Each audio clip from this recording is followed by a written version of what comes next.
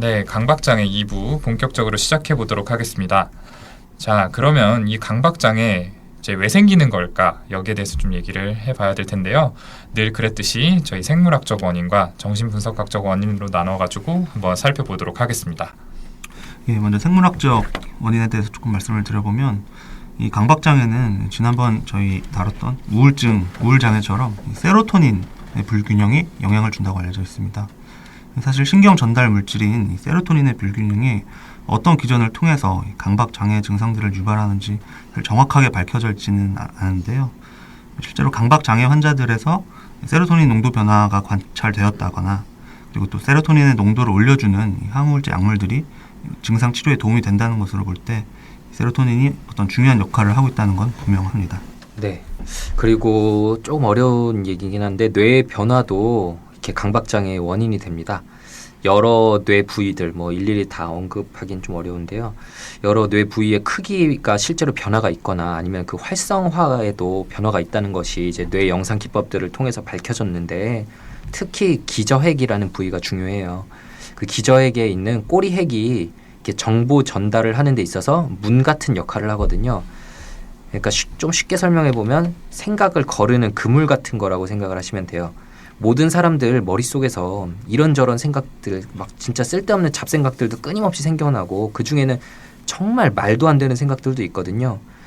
한 예를 들어보자면 아침에 집에 있는데 부모님께서 나 다녀올게 이러면서 나가신다 쳐요. 다녀오세요 이러고 인사를 했는데 그 순간 정말 아무 이유 없이 문득 부모님 차 사고 나서 이제 못 보게 되면 어떻게 하지? 이런 생각이 그냥 스쳐 지나갈 수 있어요.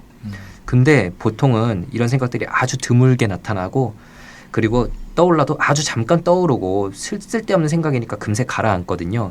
이게 이제 꼬리핵이란 곳에서 생각을 다 거르기 때문에 그런 건데 보통 사람들은 이제 아까 말한 이런 생각 거르는 그물이 촘촘해서 쓸데없는 생각이 그물에 걸려서 못 나오고 나와도 일시적으로 끝나는 건데 강박장애 환자분들은 그 그물이 촘촘하지가 못해서 생각들이 쉽게 빠져나오고 조절이 안 되는 거예요. 네.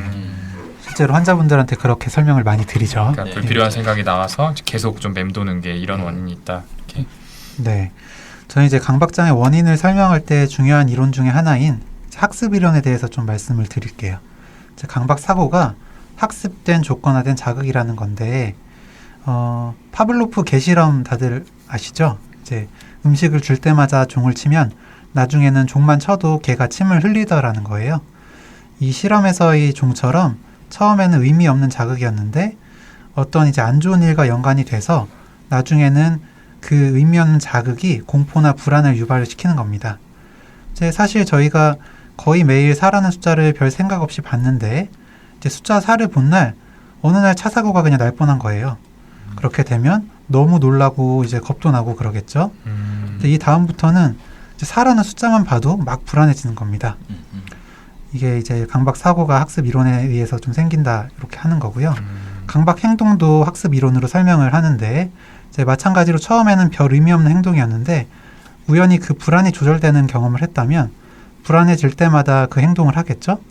점차 그 행동이 하나의 유형으로 고정되는 게 강박 행동의 원인이다. 이게 학습 이론입니다. 네, 그렇게 볼 수가 있겠네요. 그리고 제가 요즘 정신분석 이야기를 별로 못해서 오늘은 제가 좀 이쪽 관련해서 해볼게요. 이 강박증이 정신분석적으로도 이야기가 많이 나온 질환입니다. 이 강박증이라는 게 앞에 얘기한 대로 끊임없이 뭔가 잘못됐거나 아니면 잘못되었을 것 같다는 생각을 하는 병이라고 요약할 수 있겠는데요. 이런 생각을 태어나서 처음으로 하는 때가 학문기라고 하는 시기고 정신분석학적으로 강박장애는 대표적인 학문기 질환 중에 하나입니다. 이 학문기가 아이들이 배변 훈련을 하는 나이, 그때를 생각하시면 되는데 이 시기에 보이는 중요한 특징이 양가감정이라고 하는 게 있어요. 의심이나 양가감정이라는 게 있는데 똥을 지금 쌀까 아니면 참을까? 이따 싸면 더 시원할 텐데 아니면 어머니를 보자니까 지금 똥을 싸야 할 것 같고 참긴 힘든데 이러면서 쌀까 말까 계속 고민을 하거든요. 근데 아이가 이 시기가 지나가 버리면은 이런 생각들 줄어들고 사라지는데 강박장애 환자들은 큰 스트레스를 받았을 때 이 시기로 생각이 퇴행을 하게 된다고 해요. 그래서 끊임없이 할까 말까 고민을 하고 의심을 하고 이런다는 게 정신분석에서 이야기하는 강박장애입니다. 그리고 거기 더해서 아까 일부에서 마술적 사고를 얘기했었는데 생각하는 게 현실로 이뤄진다. 말에 힘이 있다. 이렇게 생각하는 게 마술적 사고인데 이거 역시나 자아의 기능, 에고의 기능이라는 게 약해지면서 마술적 사고를 하게 되는 강박 증상을 보이게 된다고 이야기를 하는 게 정신분석학적인 설명입니다. 네. 이렇게 좀 원인에 대해서 이야기를 해봤고 이번에는 치료에 대해서 말씀을 좀 드려볼게요.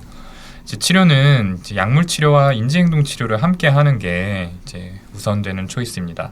그래서 앞서 세로토닌의 불균형이 강박장애의 원인이 되기 때문에 세로토닌의 농도를 올려주는 SSRI 같은 항우울제를 사용을 하는데요. 우울증에서보다 좀 고용량을 사용하는 게 특징입니다.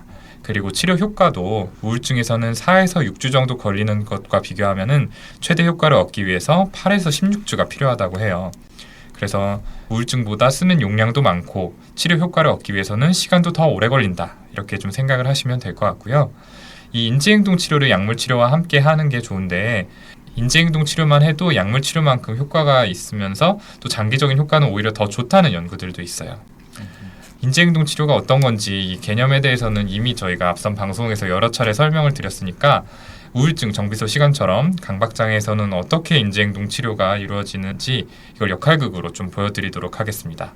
이제 본인의 것이 아니면 만지지 못하고 만졌을 때는 1시간 이상 씻어야 되는 증상을 가진 환자가 이번에도 역시 우리 만능 정신과 의사인 허경 교수님의 진료실에 찾아온 상황입니다. 네. 안녕하세요. 지난주에 다른 사람과 악수하고 손 씻지 않기로 했었는데 좀 어떠셨나요? 2주 전보다는 괜찮았어요.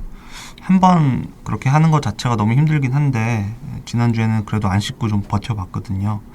그 전까지는 안 씻는 게 너무 힘들어서 계속 실패했었잖아요. 네, 그랬었죠. 그럼 이번에는 이제 악수하고 안 씻었을 때 불안감이 한 몇 점 정도셨죠? 10점 이제 죽을 듯한 미칠 것 같은 이제 불안이라고 했을 때요. 한 6점 정도였던 것 같아요.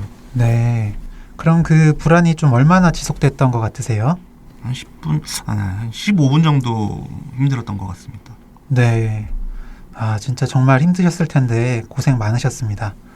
그런데 15분 지나고 났더니 좀 불안이 좀 어떻게 변하던가요? 좀 계속 비슷한 수준으로 그동안 계속 힘드셨어요? 아니요, 힘들긴 힘들었는데 그렇진 않았어요. 처음에 힘든 만큼은 아니고 시간이 지나니까 좀 견딜만 하더라고요. 네. 저희가 좀 계속 공부했던 내용인데 그 말씀하신 대로 불안이라는 게 영원히 지속될 것 같지만 결국에는 줄어든다는 거를 이제 확실히 좀 알게 되셨을 것 같아요. 성공하셨으니까 이번에는 어떤 걸 해볼까요? 다른 사람 물건 만져보기를 좀 해볼까요? 똑같이 만진 뒤에 이제 씻지 말고 참으시고요. 불안이 몇 점인지 그리고 그 불안이 얼마나 지속되는지 적어 오시면 됩니다. 좀 어려울 것 같긴 한데 해보겠습니다. 네, 상황 잘 봤습니다. 자, 불안을 유발하는 상황을 낮은 점수부터 서서히 올려가면서 노출시키는 점진적 노출 방법이라는 걸 사용을 했고요. 노출 후에 강박 행동을 하지 않도록 하는 노출 반응 방지 기법을 통해서 치료하는 과정을 간단하게 보여드렸습니다. 그러니까 두려워하는 자극에 노출을 시키고 그 이후에 그 불안을 줄이기 위해서 하는 강박 행동을 못하게 하는 거죠. 그리고 그 못하게 한 후에 불안이 계속 가는 게 아니라 자연스럽게 잦아든다라는 거를 본인이 경험할 수 있도록 만들어주는 게 이 치료법의 핵심입니다. 그래서 이 강박장애는 불안을 유발하는 상황, 그리고 강박사고, 그래서 유발된 불안, 강박행동 또는 회피 행동의 악순환의 고리를 가지고 있는데요. 이 고리를 끊는데 이 바로 노출반응 방지 기법이 도움이 되는 거죠. 네. 인지행동 치료에서 또 중요하게 교육하는 점 하나를 또 설명을 드리자면요. 이제 자신 생각이라고 스스로 컨트롤할 수 있는 건 절대 아니란 점입니다. 이제 아까도 나온 이야기인데 자신도 하기 싫은 끔찍한 생각들이 계속해서 떠오르다 보면 이제 죄책감도 생기고 스스로를 나쁜 사람으로 보게 하기도 하거든요. 그래서 이제 저희가 유명한 예를 하나 들어서 설명을 드리곤 하는데 여기 계신 분들은 다들 아실 거예요. 예, 청취자분들도 한번 들으면서 좀 해보세요. 자, 핑크 코끼리를 지금부터 1분 동안 절대 떠올리지 않으시는 겁니다. 핑크 코끼리요. 네, 핑크 코끼리. 절대 본 적도 없으시겠죠? 네. 자, 지금 혹시 핑크 코끼리 이미지를 머릿속에 안 떠올리신 분이 계실까요? 없으실 텐데 이렇게 생각은 스스로 조절을 할 수가 없는 겁니다. 이제 환자분들은 이제 생각을 거르는 그물이 느슨해졌을 뿐이다. 떠오르는 생각들로 인해서 너무 괴로워하지 않으셔도 된다. 이런 메시지를 저희가 전달을 해드립니다. 네, 그렇죠. 지금 허기원 교수님 말씀하신 개념이 굉장히 중요한 것 같아요. 그 욕설이나 막 외설적인 장면, 그리고 막 폭력적인 공격적인 장면들이 계속 떠올라서 힘들어하시는 분들 너무 많으시거든요. 제가 봤던 환자 한 분은 목사님이 되기 위해서 신학대학도 졸업을 했는데 자기가 동성애자인 게 너무 힘들다고 찾아왔었어요. 당연히 아무한테도 얘기도 못하고 자책을 어찌나 심하게 했는지 첫 면담 시간부터 이야기 꺼내고 나서 막 펑펑 울으시더라고요. 정말 뭐 멈추지 못하고. 근데 얘기를 잘 듣다 보니까 동성애자인 게 아니라 동성끼리의 성관계 장면이 원치 않는데도 계속 떠오르는 강박증이었던 거예요.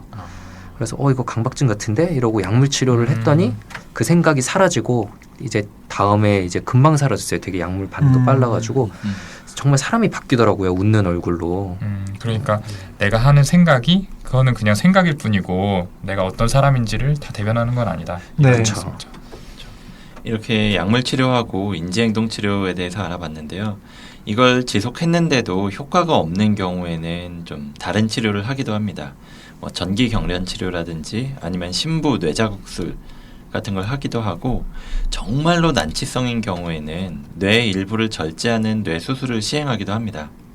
이 앞에서 강박증의 생물학적인 원인 중에서 뇌의 특정 부위에 이상이 생겨서 발생한 것이다, 이런 얘기를 했는데, 자세히 설명하자면 정말 끝이 없겠지만 간단하게 이야기를 하면 이 강박증이 어떤 생각이 머릿속에서 돌고 도는 현상이 일어나는 거예요. 일종의 고리를 통해서 생각이 계속 자꾸만 돌아가고 그런 그물을 계속 통과하고 이런다고 얘기를 하는데, 이 심부 뇌자극술이나 아니면 뇌수술은 이렇게 돌아가는 생각의 고리가 지나가는 특정한 지점을 잘라버리는 수술입니다. 그래서 생각의 고리를 끊어버리면 이런 강박 사고가 멈추게 될 거란 이론이고, 실제로 제가 봤던 환자분들 중에서도 어떤 약을 먹어도 증상이 그대로여서 인지행동 치료를 아예 시도도 못했던 정말 증상이 심했던 분이 계셨었는데요. 이 수술을 받고 나서 정말로 완전 드라마틱하게 좋아져서 일상생활하면서 지내는데 문제가 없는 경우도 봤었거든요. 그래서 이 수술이 방금 윤유 선생님이 얘기하신 것처럼 분명히 난치성 환자분들한테 좀 어떤 드라마틱한 호전을 가져올 수 있는 옵션이 될 수는 있습니다. 근데 그렇다고 사실 처음부터 강박장애 환자분들에게 저희가 수술을 고려하지는 않아요. 그 전공의 시절에 외래를 볼 때 강박증을 앓고 있는데 수술을 받고 싶다 하면서 오신 환자분들이 몇 분 계셨던 게 기억이 나거든요. 근데 사실 이분들은 아직 약 조절할 여지가 있거나 아니면 제대로 된 인지행동 치료를 받지 않으신 경우가 좀 대부분이었던 것 같습니다. 그래서 자칫 좀 수술에 대해서 환상을 품기가 쉬운데, 그러니까 한 번에 나을 거라는 그런 환상을 품기가 쉬운데요. 어쨌거나 좀 침습적인 시술이기 때문에 효과뿐만 아니라 부작용이 있을 수도 있다는 점은 좀 듣는 청취자분들도 아셔야 될 것 같습니다. 어디까지나 강박장애 치료의 첫 번째 초이스는 약물하고 인지행동 치료를 병행하는 거라는 거 기억해 두시면 좋을 것 같아요. 네, 그래서 오늘은 이제 이렇게 강박장애 전반에 대한 이야기를 좀 나눠봤는데요. 좀 이야기를 하고 저희 경험을 떠올려 보면서 강박장애가 정말 힘든 병이구나라는 생각이 다시 한번 좀 들었던 것 같아요. 네. 아무쪼록 이제 저희에게 사연 보내주신 두 분 또 치료 잘 받으셔서 호전되시기를 바라고요. 또 강박장애로 혹시 힘들어하고 계시는 청취자분들이 계시다면 그분들에게도 이 시간이 좀 도움이 됐으면 하는 바람입니다. 자, 그러면 이제 방송 마무리할 시간인데 이제 완전히 끝내기 전에 늘 그랬듯이 저희 사연 피드백 보내주실 메일 주소 그리고 페이스북 페이지, 카카오톡 한 번 더 소개 부탁드릴게요. 예, 이메일 소개 먼저 드릴게요. 이메일 brainrich6@gmail.com brainrich6@gmail.com으로 정신과에 관해서, 그리고 본인이나 혹은 주위 사람의 심리에 관해서 궁금한 건 어떤 것이라도 질문 보내주시고요. 네, 저희 페이스북에 있는 뇌부자들 페이지에도 계속해서 많은 분들께서 찾아주시고 좋아요 눌러주셔서 아주 행복합니다. 저희 유익한 컨텐츠들 좀 많이 올릴 수 있도록 노력할 테니까 많이들 찾아와 주세요. 네, 저희 카카오톡 플러스 친구에서도 뇌부자들 검색하셔서 친구 맺기 해주시고요. 새로운 소식들, 정보들 많이 알아가셨으면 좋겠습니다. 예, 지난 방송에서도 저희가 말씀을 드렸었는데 저희가 콘텐츠 펀딩이라는 것을 통해서 모금을 하고 있습니다. 모금된 돈은 전액 한국자살예방협회에 기부될 예정이고요. 2만 원 이상 기부하신 분께는 저희가 내년 1월 출간을 목표로 만들기 시작한 도서를 증정할 예정입니다. 책 한 권 살 돈으로 좋은 일에 기부까지 한다고 생각하시면 좋지 않을까 싶어요. 그래서 자몽.co.kr 이 URL로 들어가시면 쉽게 기부에 참여하실 수 있으니까 많이들 참여 부탁드리겠습니다. 많이 참여해 주세요. 네, 좋습니다. 그럼 이걸로 오늘 11화 정신과의 비밀을 소개합니다. 정비소 시간 마치도록 하겠습니다. 저희는 다음 시간에 더 재미있고 유익한 컨텐츠로 다시 찾아뵙도록 하겠습니다. 감사합니다. 감사합니다.